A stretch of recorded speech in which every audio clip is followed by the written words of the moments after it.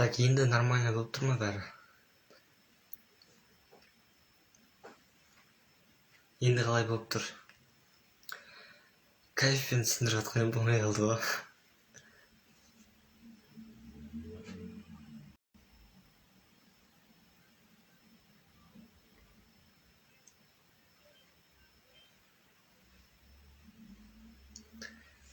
Енді қалай болып тұр?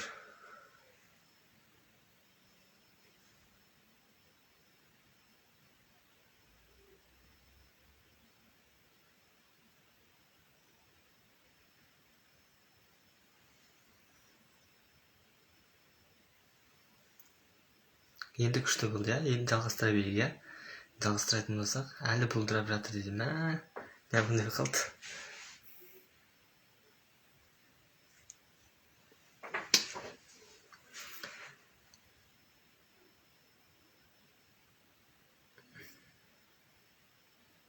Так, жалғастыра берейік бас сабақты.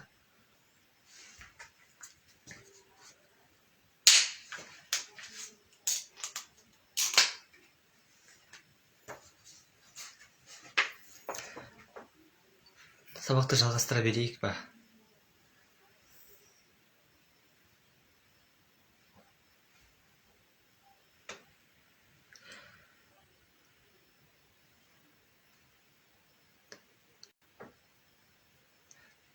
Прямой эфир сақталады, иә.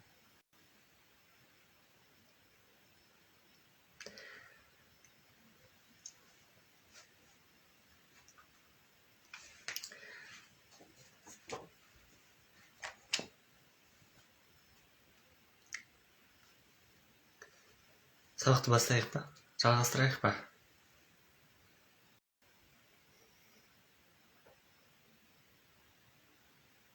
Онда жалғастырайық, иә? Жалпы енді біз жаңа айттық, буын құрауды үйренеміз. Дауысты әріптер қай жағына жазылады, дауыссыз әріптер қай жағына жазылады деген сияқты, иә? Мен жаңа сіздерге айттым, тігінен тұрған дауысты әріп дауыссыздың оң жағына жазылады. Тігінен тұрған дауыссыз әріптер, дауысты әріптер дауыссыздың оң жағына жазылады. Мынау сол жақ болса, мынау оң жақ. Сол жақ болса, оң жақ. Мына Г әріпі дауыссыз, сондықтан оң жағына оның А әріпі жазылып тұр, міне А әріпі. Енді чип деген сөзде де, үй деген сөзде де мына И әріпі дауысты, мына И әріпі, сондықтан да ол, мына Ч әріпі дауыссыз, мынау дауысты, дауыссыз. Мына дауысты әріп дауыссыздың оң жағына жазылған. Қайталап айтайын сіздерге. Дауысты әріп дауыссыздың оң жағына жазылады. Ешқашанда сол жағына жазылмайды. Bir буынның ішінде. Енді мына сан деген сөзде де дәл солай. Дауысты әріп дауыссыздың оң жағына жазылады. Мынау дауыссыз, дауысты, дауыссыз. Тігінен тұрған дауысты әріптердің барлығы солай. Ал енді көлденеңнен түскен дауысты әріптер, мысалы бар, одан кейін ю бар, одан кейін ю бар, у бар. Осындай көлденеңнен түскен әріптер дауыссыз дыбыстың астына жазылады. Дауыссыз дыбыстың астына, мынау оң жаққа жазса, мынау астына жазылады. Енді осы сөздерге мысал келтірейік. Му деген сөзде міне, так, У әріпі бізде дауысты, яғни дауысты әріп көлденең болып тұр, көлденеңнен түскен, яғни У деген көлденеңнен. Енді осы дауыссыздың астыңғы жағына жазылған, астыңғы жағына. Бірінші дауыссыз, одан кейін дауысты. Дауысты. Сөйлем құрауды қашан үйретесіз? Сөйлем құрауды үйренесіздер, ойналыңыздар.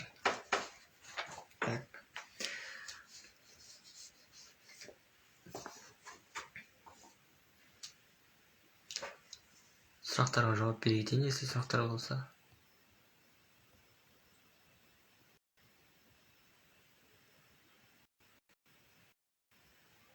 енді жалғастыра берейік. иә. Мысалға, коң деген сөзді алайық. Мен айттым сізге, көлденеңнен түскен дауысты әріптер, көлденеңнен түскен дауысты әріптер дауыссыз әріптің астына жазылады деп. Яғни, к әріпі бізде дауыссыз, оның астына дауысты әріп жазылған. Көрдіңіздер ме? Дәл осындай ретпен жазасыздар. Түсінбеген жандарға тағы да жаңағы чатта, өзіміздің чатымызда не жібереміз сіздерге, жаңағыдай файл түрінде жібереміз. Соны сіздер өздеріңіз оқып аласыздар. Түсінікті болып жатыр ма? Так. Тігінен түскен дауысты әріптер дауыссыздың оң жағына жазылады, ал көлденеңнен түскен дауысты әріптер дауыссыздың астына жазылады. Осыны жаттап алыңыздар сіздер. Сол кезде сіздер оңай сөйлем құрай аласыздар, оңай жаза аласыздар. Қай кезде қалай жазылады үйреніп аласыздар. Енді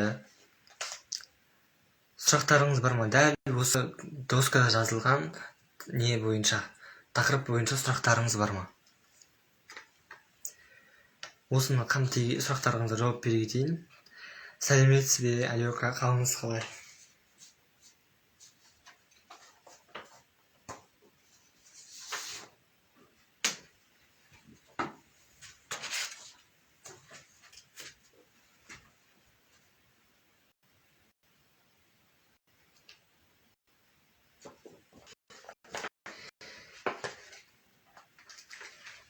Дифтонгтарда да дәл осындай. Сұрақ жоқ, ағай, менде чат жоқ дейді. Негізі чат бар, бізде 160 адамнан тұратын чат ашылған. Сол жерде барлық 160 адам бар. Сол жерде үйреніп жатқандар бар. Так, енді если дауысты әріптер дифтонг болса, дифтонг деген кеше мен сіздерге айттым, иә, күрделі жай әріптердің қосылысынан қосылған күрделі әріптер деп, иә. Енді олар қалай болады? Если дифтонг тігінен болса, онда дауыстың оң жағына жазылады, ал көлденеңнен құралған әріптерден жазылған болса, онда дәл осы астына жазылады. Дифтонгтарға бір мысал келтірейін. Оларды ренжіп қалмасын. Мысалға, сагуа деген сөзді алайық. Сагуа деген сөздегі уа деген сөз бізде дифтонг, яғни уа деген бірінші жататын әріптердің несінен құралған, яғни бірігуінен құралған бірінші жататын. Енді қараңыз, мынау дауыссыз, к әріпі дауыссыз, сондықтан оның астына уа деген дифтонг жазылған. Пә деген сөзде дәл сондай.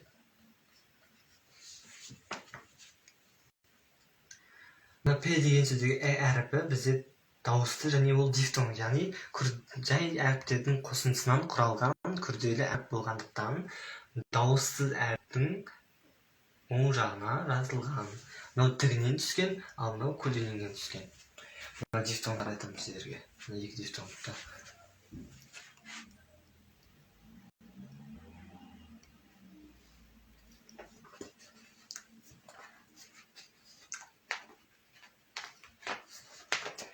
Так. Егер сіздерде чат жоқ болса, онда жекеге жазыңдар, сіздерге чатты сілтемесін жіберетін боламын. Сол бойынша қосыласыздар. Дәл осы тақтада жазылған бойынша сіздерге сұрақ бар ма? Егер сұрақ жоқ болса, онда сіздерге жаңағыдай келесі нені бастайық, келесі жағын. Сөздердің қалай оқылатындықтарын қазір көрсетемін сіздерге. Енді оқу, қазір мынау жазудың әдістері болса, енді сіздердің оқудың ережесін түсіндіремін сіздерге.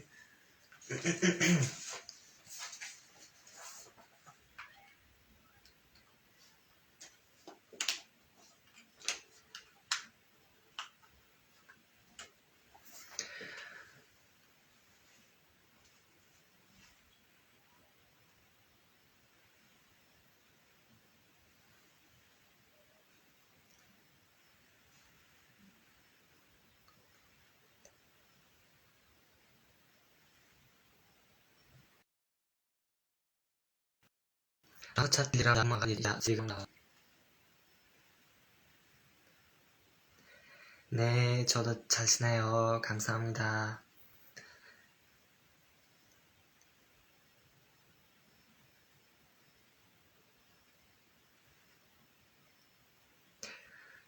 жалғастырайық, иә, әрмен қарай сабағымызды.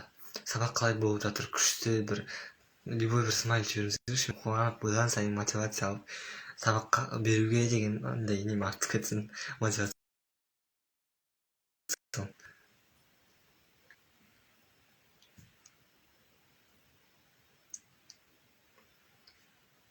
көлденең және тігінен келген дифтонгтар қалай құралады?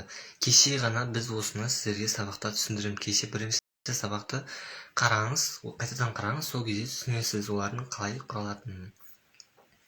Дифтонгтар жай әріптердің, қарапайым әріптердің қосылысынан түзілген көлденең әріптер.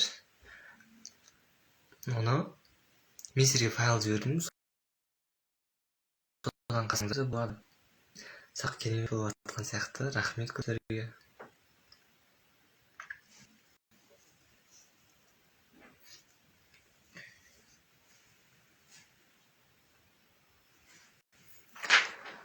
Сабақ күшті өтіп жатыр. Ағай телеграмдағы чат па? Иә, телеграмдағы чат. Охо, күшті смайлтер. Рахмет көп баршаңызға. Осындай сөздеріңіз маған мотивация береді, шындап келгенде. Так, енді сабақты жалғастырайық. Тақтаны мен нетейін, тазалап тастайын. Кейін сақтағаннан кейін асықпай көрулеріңізге болады. Так. Просто қазір қойылатын сұрақтарыңызды қойыңыздар.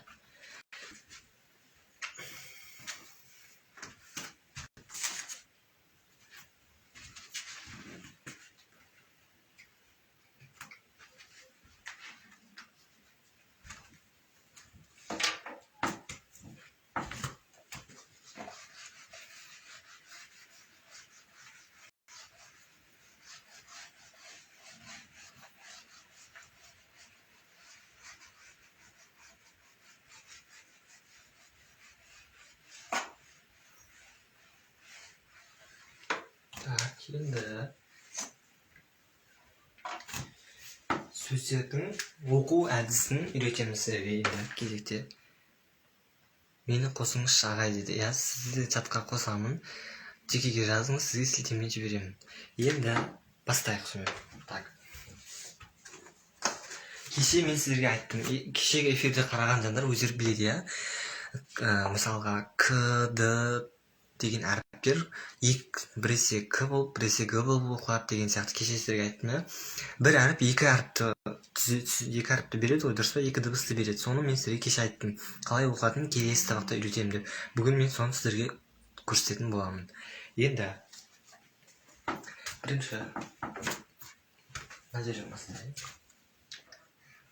К әріпі, К және Г болып оқылады деді, иә. Кеше сіздерге айттым. Енді так, 5 минутты үзіліс, қазір сәлден кейін жалғастырамыз.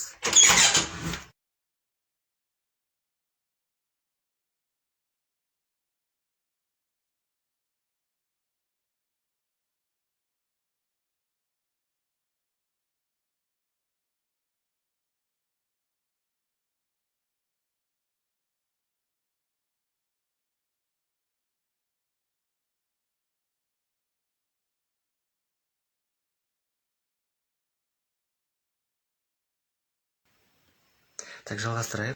Техникалық ақауларға байланысты мен не қойдым. Так, айттым мен сіздерге К әріпі кейде К болып, кейде Г болып оқылады деп. Енді мына әріп, К әріпі сөздің басында және аяғында. Сөздің басында, кейін сөздің аяғында К болып оқылады. Мына әріп сөздің басында және аяғында К болып оқылады. Енді екі дауысты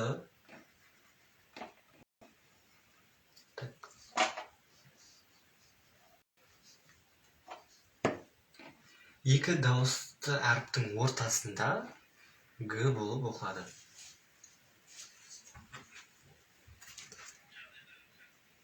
Так. Қайтадан айта кетейін сіздерге. К әріпі сөздің басында және аяғында К дыбысын береді, екі дауыстың ортасында Г дыбысын береді. Енді мен мысал келтірейін, я? Мысалға, мына жерде саго деген сөзде бұл жерде Г дыбысын береді. Г.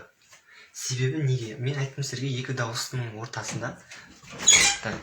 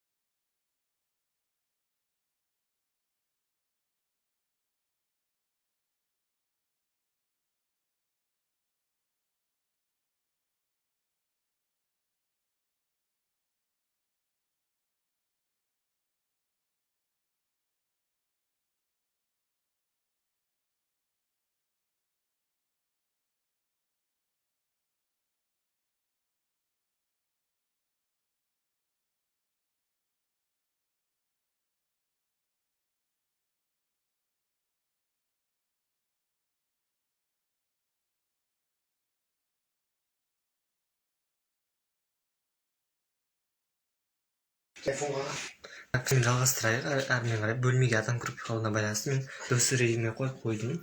Енді жалғастырайық. Мысалы, мына жерде саго деген сөзде Г дыбысын береді дедім. Неге?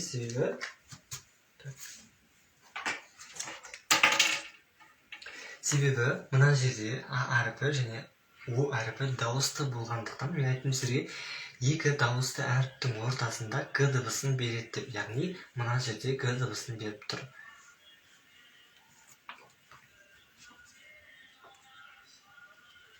Одан кейін жаңағы сагуа деген сөзде де сондай.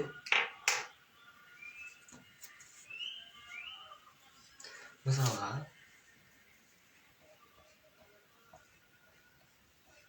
но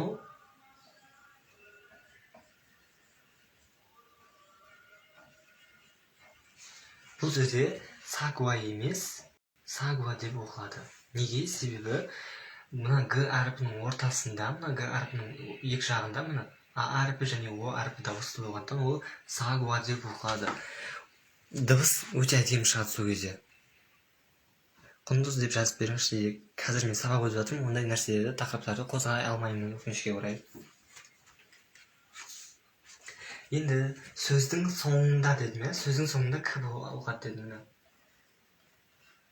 Мок деген сөзде де бұл жерде енді К дыбысын беретіні анық, себебі ол сөздің соңында келіп тұр.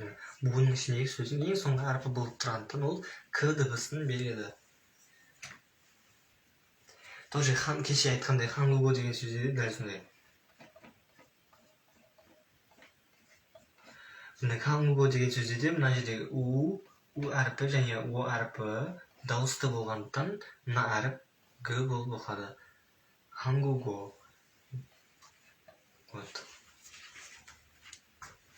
Сізге түсінікті болып жатыр ма?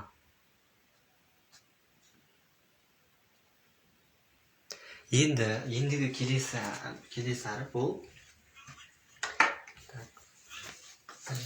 артық нәрсе жіберіп тастайын.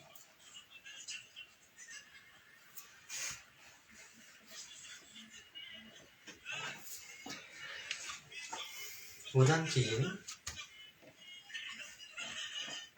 мына әріп, кеше мен сізге айттым, Т және Д дыбысын береді деп. Бұл да дәл сондай. Сөздің басында және сөздің аяғында бұл Т дыбысын береді, ал екі дауыстың ортасында бұл Д дыбысын береді. Бұған да мысал келтірейін сіздерге. Мысалға, Тоши деген сөз, Тоши деген қала деген сөз, бұл жерде сөздің басында келіп тұр. Сөздің басында келіп тұр, Д әріпі. Сондықтан ол, мен айттым, сөздің басында және сөздің аяғында Т дыбысын береді. Яғни, Тоши деп оқылады. Тоши деп оқылады. Енді, және екі дауысының ортасында дедім.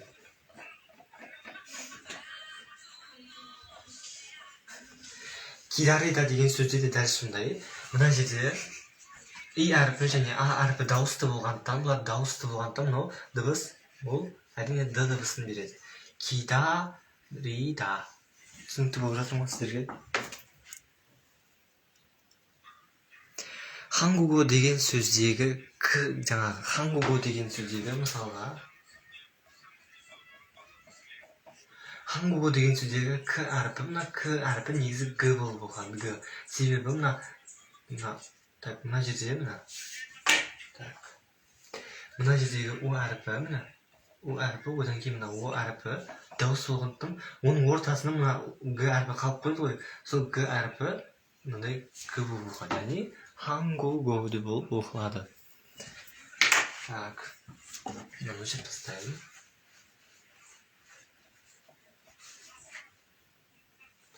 Енді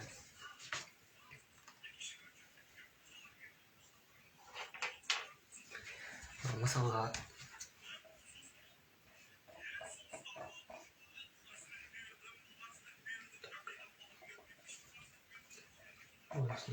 так, радио деген сөзде де дәл сондай. А әрпі дауысты, и әрпі дауысты, оның ортасына әріп әрине д дыбысын береді. Т емес д. Радио болмайды, радио болып оқылады. Түсінікті ма сіздерге?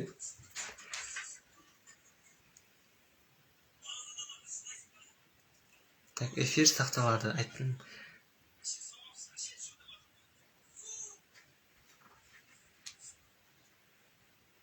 Так, сонымен жалғастырайық. Мына жерде өшіріп тастайын.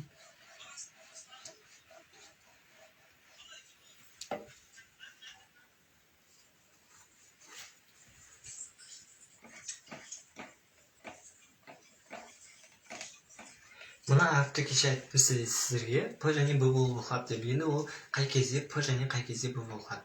Әрине тағы да сөздің басында және сөздің аяғында бұл п дыбысын береді, п дыбысын. Ал екі дауысты әріптердің ортасында ол б дыбысын береді. Мысалға паң деген сөзде сөздің басына келіп тұр, иә? Сөздің басына келгендіктен ол әрине жаңа сіздерге айттым п дыбысын береді. Яғни бұл жерде паң болады. Паң деген бөлме. Ал паң деген сөзде дәл сондай. Мына жерде сөздің басына кездесіп тұрғандықтан бұл п дыбысын береді, б дыбысын бермейді. Б дыбысын екі дауыстың ортасына береді. Мысалға абу деген сөзде де дәл сондай. Мына жердегі а дыбысы және мына у әрпі мына б әрпінің екі жағында тұрғандықтан, сондықтан мынау б дыбысын береді. Б.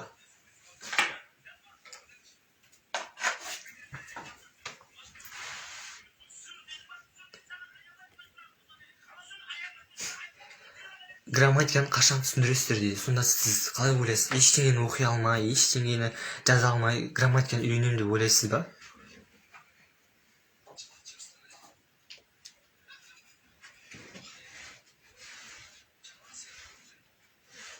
Өзіңіз айтыңызшы. Сіз дым білмейсіз, алфавитті де білмейсіз, мен сізге грамматиканы үйреніп қойсам, сіз ол грамматика сіздің миыңызға кіре ма?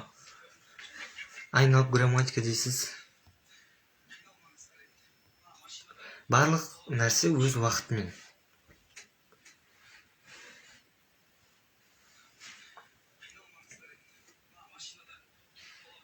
Так, енді жалғастырайық әрмен қарай.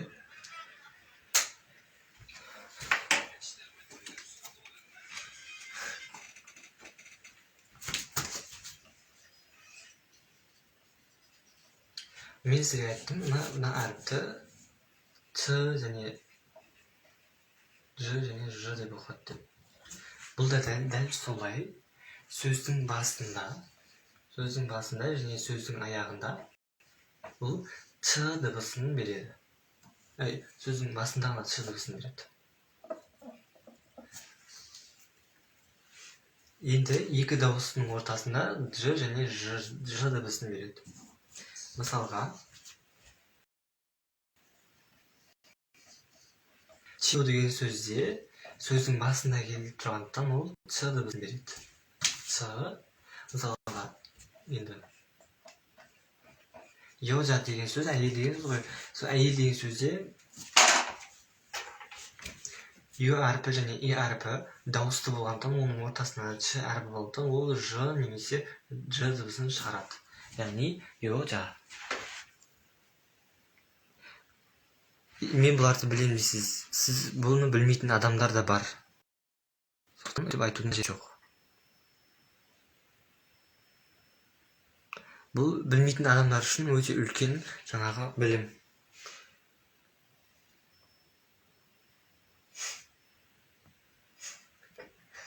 Эфир сақталады. Бұлдырап қалды дейді. Так, бұлдыраған кетті ма?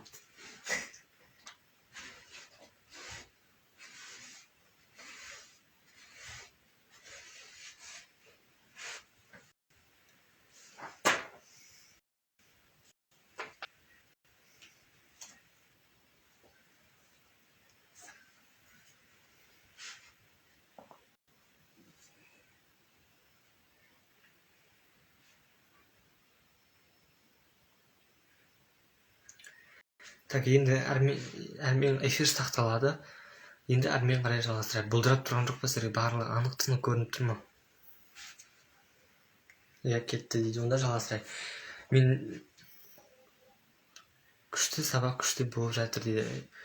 Так, енді оны мен тақтаны тазартайын. Мен сіздерге қазір тікелей эфирде ең маңыздыларын көрсетіп жатырмын. Ең жиі қолданылатын, ең жиі кездесетіндері. Файлда бұдан да толық нелер жазылған. Енді жалғастырайық.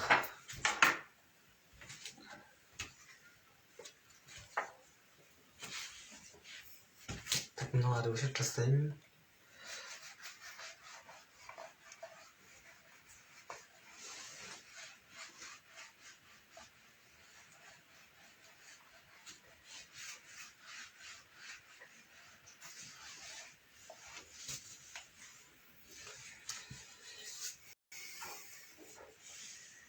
Енді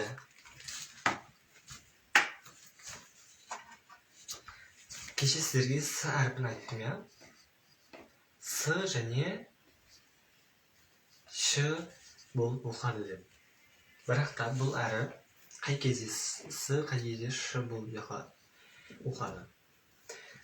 Мысалға, егер дауыссыз буын мына әріппен басталып, дәл осы әріптен кейін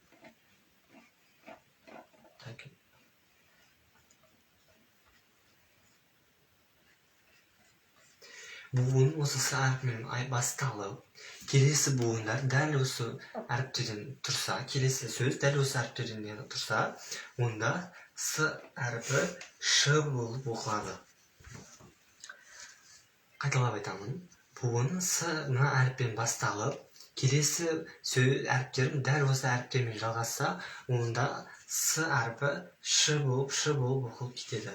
Енді мәселеге мысал ретінде түсіндірейін.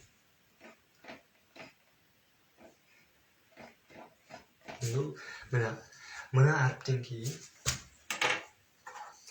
с әрпінен кейін мына и әрпі келіп тұр. Сондықтан бұл сикса деп оқымайды, шикса деп оқылады. Шикса деген бізде тағам. Так, енді шикса деп оқылады. Одан кейін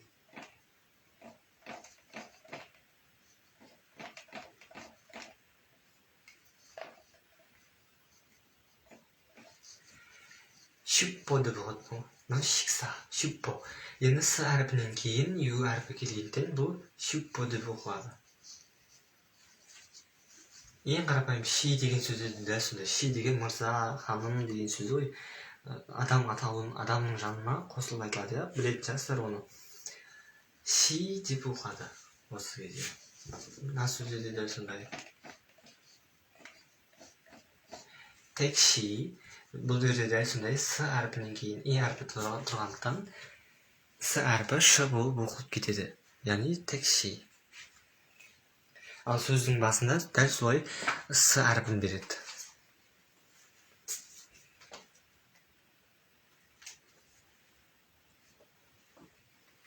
Сұрақтарыңыз бар ма сіздердің?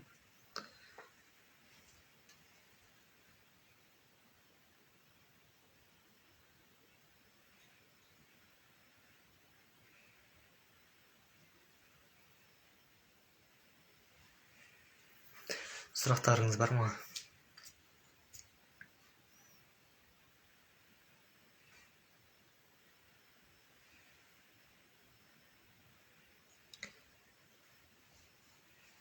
Аға, ертең қандай грамматика үйретесіз, әлде үйретпейсіз бе? Ертең грамматика үйретемін.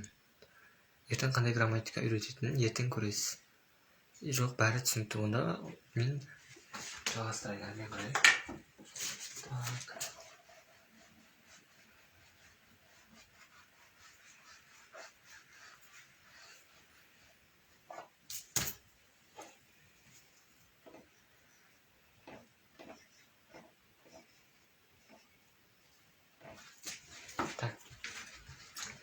Дәл осы әріпке ағай, мен түсінбей қалдым, қайталап жіберіңізші. Если түсінбеген болсаңыз, онда файл жіберемін, содан қарап өзіңіз қайта оқып түсінесіз. Если түсінбей жатсаңыз, онда жекеге шығыңыз, қайтадан түсіндіретін боламын.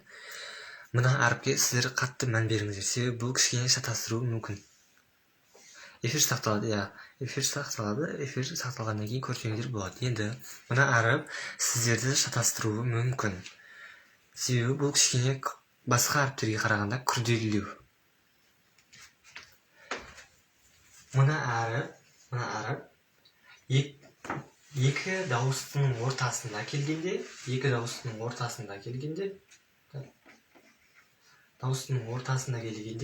және сөздің басында келгенде, ол р дыбысын береді. Дауыссыз дыбыстың алдында келгенде, немесе сөздің соңында келгенде, бұл л дыбысын береді. Сөздің соңында л дыбысын береді. Енді мысал келтірейін, сіздерге. Бұндай мысал емес.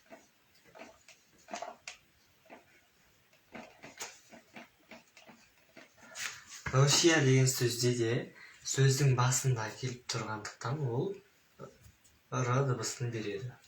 Р. Ирім деген сөзде де дәл сондай. Ирім дегенде екі дауыстың ортасында деп айттым ғой сіздерге. Міне. Ойбай.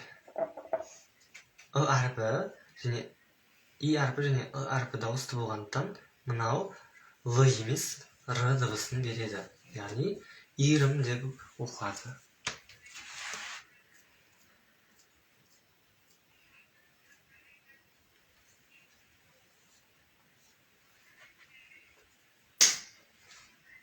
Егер буын, жақсылап түсініп алыңыздар, жақсылап қайтадан несіне етіп алыңыздар.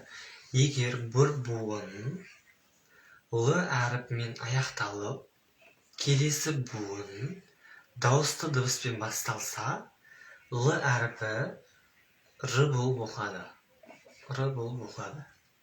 Мысалға,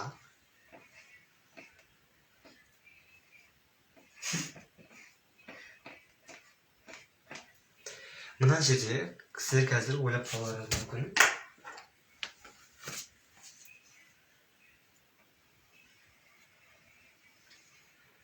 Мына жерде сөздің соңында келеді деген екен, жаңа сіздердің л деп оқып қалуларыңыз мүмкін, илона деп оқуларыңыз мүмкін.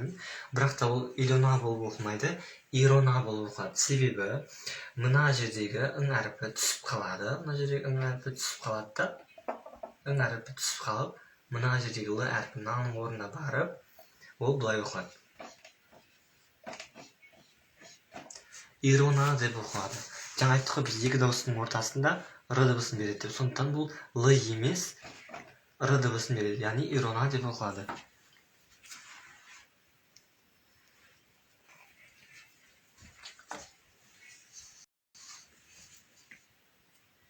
Мысалға, одан кейін тағы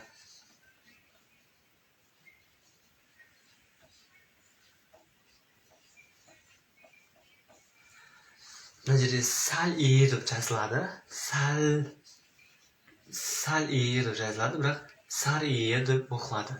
Неге? Себебі тура жаңағыдай буын л әріппен аяқталып, келесі дауысты әріппен басталып тұр. Яғни мына жердегі ың әрпі түсіп қалады. Мынау әрпі дауысты, и әрпі дауысты болады. Болғандықтан мына л әрпі мына жаққа барып тұрады дағыны. Бұл сария деп оқылады.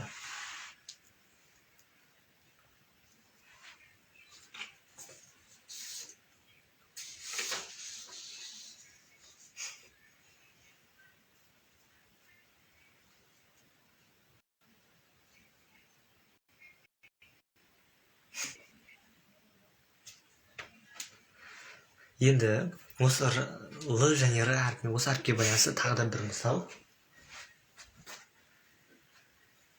Тағы да бір нені көрсетейін сіздерге, ережені. Мына досканы өшіре берейін ба сіздер түсініп болдыңыздар ма? Сұрақтарыңыз бар ма?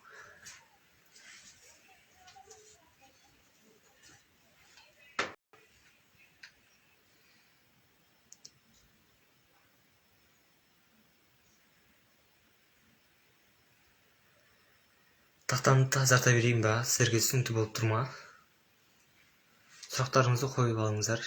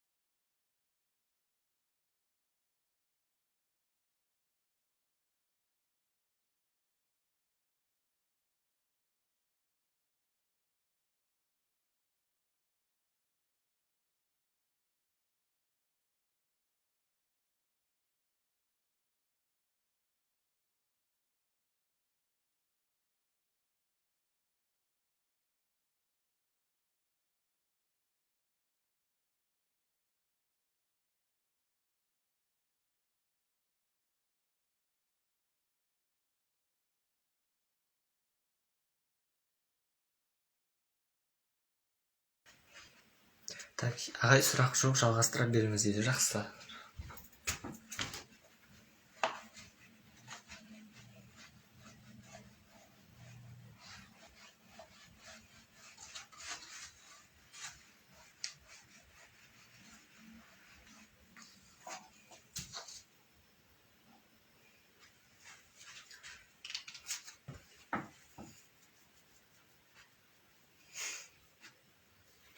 Егер так, сұрақ жоқ болса жақсы. Егер буын бір буын мына әріппен аяқталып, яғни осы әріппен аяқталып, келесі буын х әріппен басталса, онда л әріпі, х әріпі оқылмай қалады. Сөйтеді л әріпі р болып оқылып кетеді. Түсінікті болды ма сіздерге? Қайтадан айтайын. Буын л әріпімен аяқталып, келесі буын х әріпімен басталса, онда х әріпі оқылмай қалып, түсіп қалады да, л әріпі р болып оқылады. Енді мысалға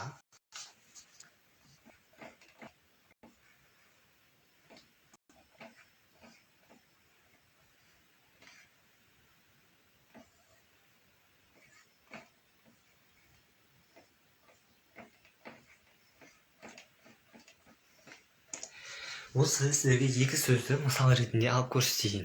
Міне, буын л әріпімен аяқталып, келесі буын х әріпімен басталса, яғни мына жерде үш буын бар. Х әріпімен басталса, х әріпі түсіп қалып, оқылмай қалады. Мынау сөз, мынау мальхаги деп оқылмайды.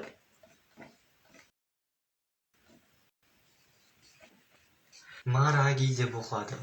Мальхаги деп оқылмайды, мараги деп оқылады.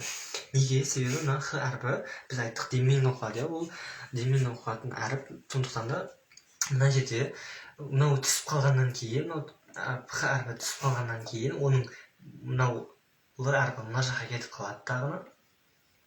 Сөйтеді мына а әрпі және ана жақта а әрпі дауысты болғандықтан ол р дыбысын дыбыстайды. Мальхаги деп оқымаңыздар.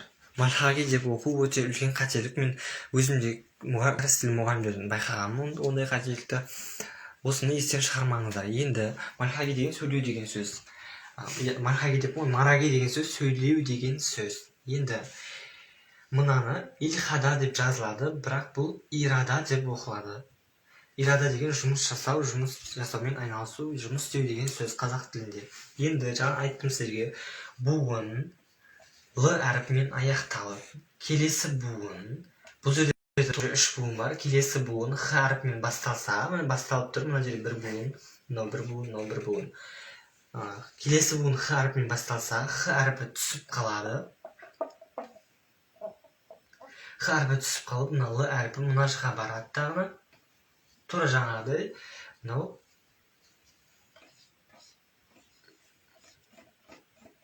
ирада деп оқылады. Илхада емес, ирада деп оқылады.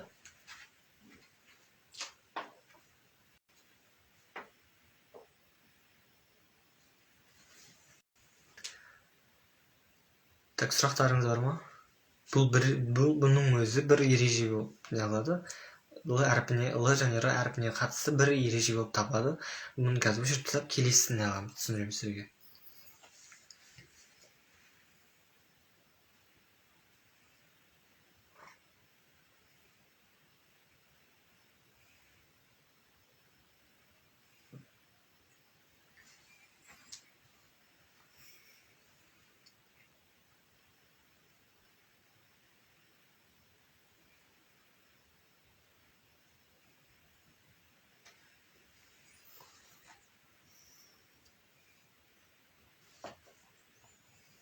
Сұрақтарыңыз бар ма? Жазылғанда х әрпі жазылады, яғни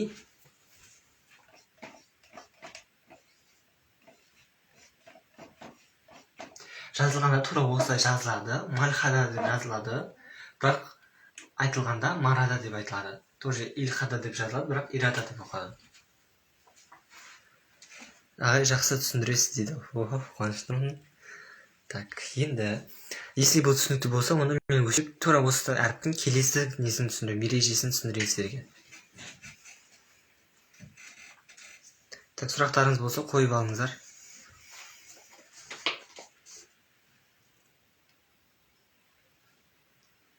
Дәл осы көрсетіп жатқан ақпараттар файлға жазылған. Одан кейін мынау тікелей эфир аяқталғаннан кейін қайттан көріп нетесіздер, қайталап аласыздар. Одан кейін ютубқа да саламын. Так, бізде қазір 45 минут, сәлден кейін уже біразда нетеді, мен сіздерге түсіндіріп үлгерейін. Әлі мен сіздерге подчим түсіндіруім керек. Сонда жазылады, бірақ оқыған кезде оны оқимаймыз дейді. Я, оқымайсыздар, тек қана жазасыздар.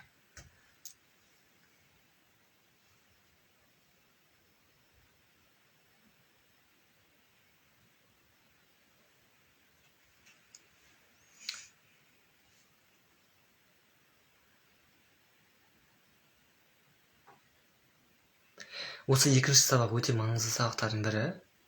Бар зейіндеріңізді салыңыздар.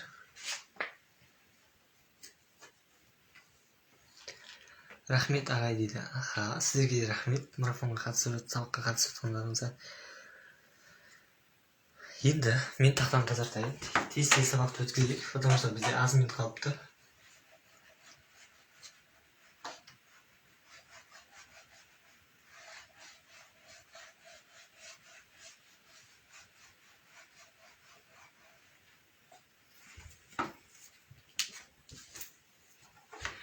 Егер, так, ештеңе жазылмаған. Егер буын дәл осы әріппен аяқталып, келесі буын, мысалы буын, дәл осы әріппен аяқталып, келесі буын дауыстыға басталса, келесі буын дауыстыға басталса, мына әріп Л емес, Р болып оқылады. Сен жалғастыра берейін. Мысал ретінде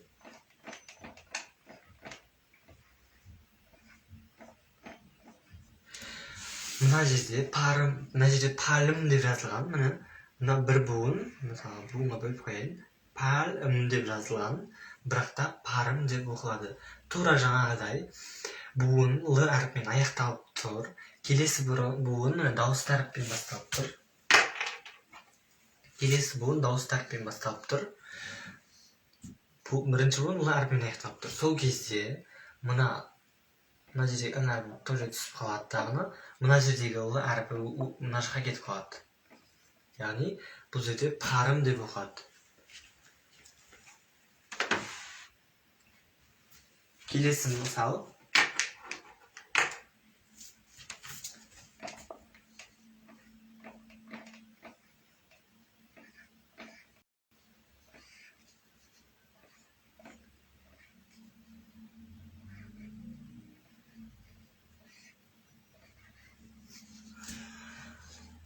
Мына жерде тура жаңағыдай буын Л әріпімен аяқталып тұр. Келесі буын дауыстыға басталған. Сондықтан да тура жаңағыдай мына жердегі ң әрпі түсіп қалады дағыны. Мына жердегі Л әрпі мына жаққа кетіп қалады. Сол кезде ол Нури деп оқылады. Тоже осындай. Бұл да дәл осындай.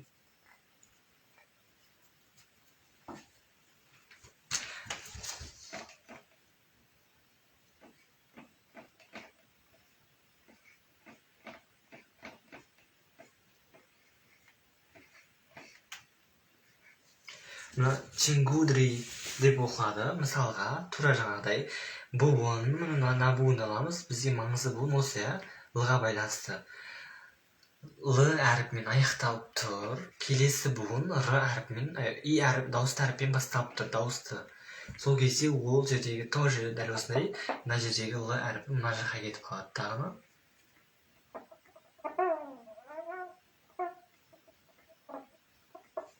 Оқылған кезде Чингудри деп оқылады. Чингудри деп жазылады, Чингудри деп оқылады.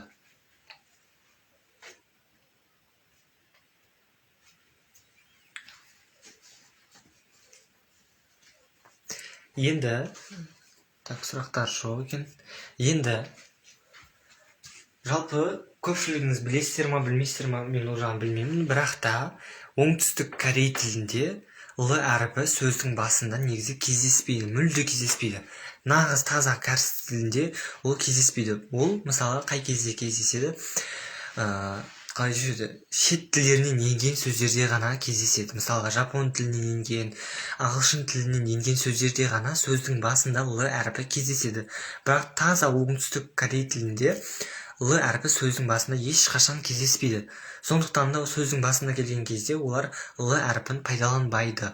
Мысалға, пайдаланады, бірақ тек қана жапон тілінен енген, мысалы, рамён деген сөздерде, Россия деген сөздерде олар сөздің басында мынау әріп келіп қалған кезде олар қалай оқылуын білмей қалады да, Л мен Р-ның ортасындағы әріпті айта салады. Яғни рамён дей ма, короче, сондай. Енді, мысалы, адам есімдерінде де дәл сондай. Біздің көпшілігіміздің сіздер айтып жүретіндеріңіз, мысалға, Ли Мин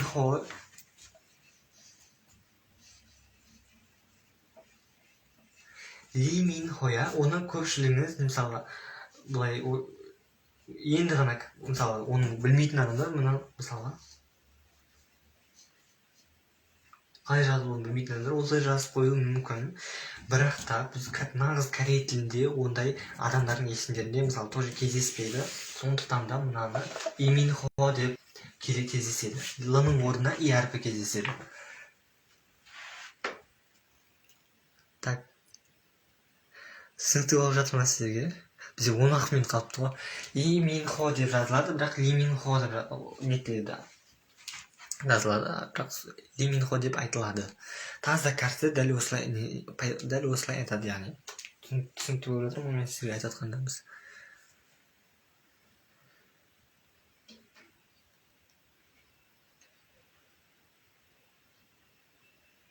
Дұрыс айтасыз. Имин Хо болып айтылады.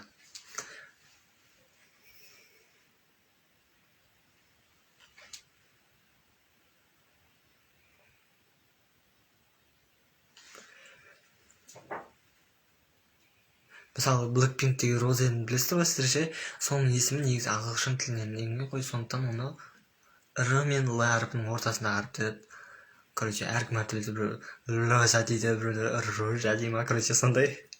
Түсінікті, сабақ күшті өтіп жатыр дейді. Молодец, өйстіп арасында қуантып қойсаңыздаршы мені.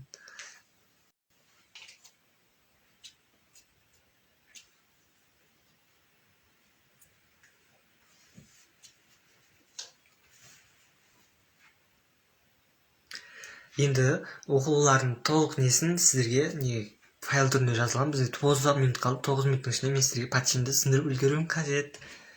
Телефонды тазалайын.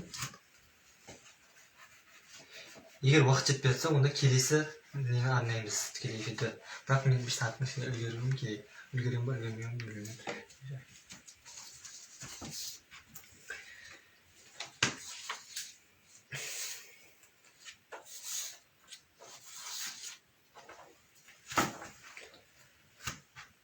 Мен қазір үлгере алмайтын сияқтымын.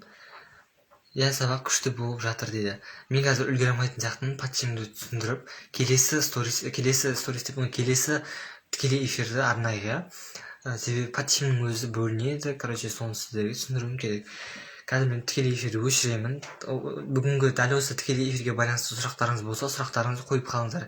8 минут бар, 8 минуттың ішінде үлгересіздер сұрақтарыңызды қойып. Ассалаумағалейкум, қайырлы кеш, қалдарыңыз қалай?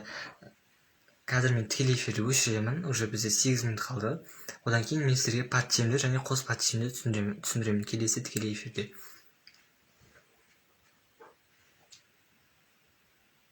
Жарайсың дейді, рахмет көп.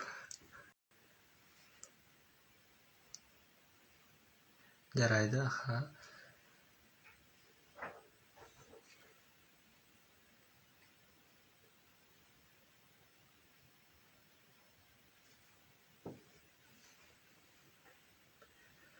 Қазір 5 минуттың ішінде тікелей эфирді сақтаймын, одан кейін ютубқа сақтаймын тоже, содан кейін сіздерге чатқа жіберемін, асықпай көресіздер, қайталайсыздар.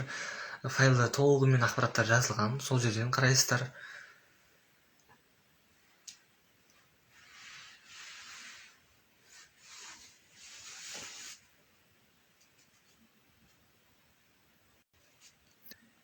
Келесі тікелей эфир қазір осы 3-4 минуттың арасында басталады.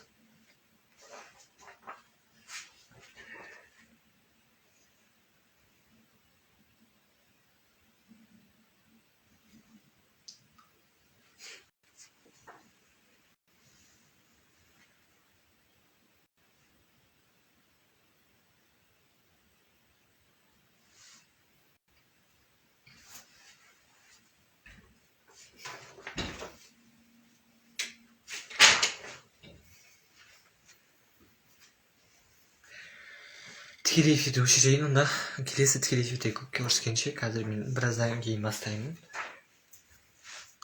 Ағай, рахмет сізге, бізге уақыт арнап сабақ бергеніңізге көп рахмет, түсіндім, комсомолда дейді. Сіздерге де көп рахмет, мен қуаныштымын. Осындай сөздер маған үлкен мотивация береді, сіздерге тегін сабақ беруге. Сіздерге де алғысымды білдіремін, маған уақыттарыңызды арнап, осындай білімге құштар болып жатқандарыңыз үшін көп алғысымды білдіремін. Корей тіліне қызыққандарыңыз үшін, BTS-тің ауруымен ауырғандарыңыз үшін сіздерге рахмет. Blackpink'тің ауруымен ауырғандарыңыз үшін рахмет. Сау болыңыз, рахмет дейді. Қазір көрісеміз 5 минуттың ішінде. Ал енді прям тікелей эфирді өшірейін, сақтап қоямын міндетті түрде.